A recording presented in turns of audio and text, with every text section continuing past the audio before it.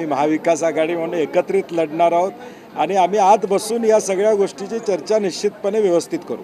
पुण्यामध्ये एका बिल्डरनं शेतकऱ्याला बंदूक लावलेली आहे, व्हिडिओ व्हायरल झालेला आहे. कशा पद्धतीने बघताय पुण्यात? नाही, मला वाटते आपण कायदा आणि सुव्यवस्था बघितली तर गेल्या 1.5 वर्षामध्ये कायदा आणि सुव्यवस्था या राज्यामध्ये आहे का अशी शंका निर्माण होते.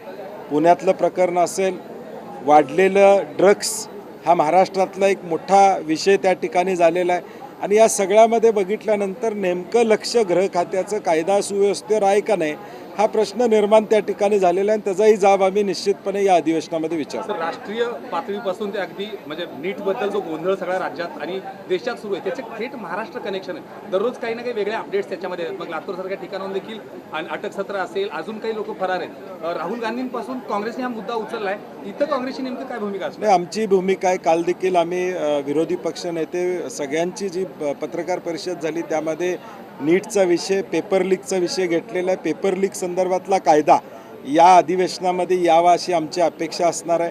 नॅशनल टेस्टिंग एजन्सी ही एक इंडिपेंडंट सोसायटीच्या रजिस्ट्रेशनखाली असणारी सोसायटी, त्याच्यावरही अनेक प्रश्नचिन्ह निर्माण झालेले आहेत आणि म्हणून अनेक साऊथच्या राज्यांनी प्रत्येक राज्यामध्ये वेगळी CET असावी. नीटमधून राज्याला योग्य संदेश मिळत नाही, राज्याला वाटा मिळत नाही अशी भावना आहे. दुसऱ्या बाजूला ह्या पेपर फुटीमुळं त्याच्यावर शिक्कामोर्तब झाले. सर, एक शेवटचा प्रश्न, दुरावलेला मतदार परत कमावण्यासाठी लोकप्रिय घोषणा होण्याची खूप दाट शक्यता आहे. बहीण योजना नाही, मला वाटते आता मतदार एवढा दुरावला आहे, कितीही घोषणा केल्या तरी त्याचा परिणाम होणार नाही याची खात्री आम्हाला आहे. आमची मागणी काल आहे की तेलंगणाच्या धर्तीवर शेतकऱ्यांना महाराष्ट्रातल्या कर्जमाफी द्यावी, वीज दरामध्ये सवलत देऊन मध्यमवर्गीयांना दिलासा द्यावा, GST मधून मध्यमवर्गीय महागाईला जातोय त्याला त्या ठिकाणी दिलासा द्यावा, त्या संदर्भात किंवा राज्य शासनानं थोडं कम्पेन्सेट करावं आणि महागाई कमी करण्यासाठी काही उपाययोजना कराव्यात अशी आमची अपेक्षा असते.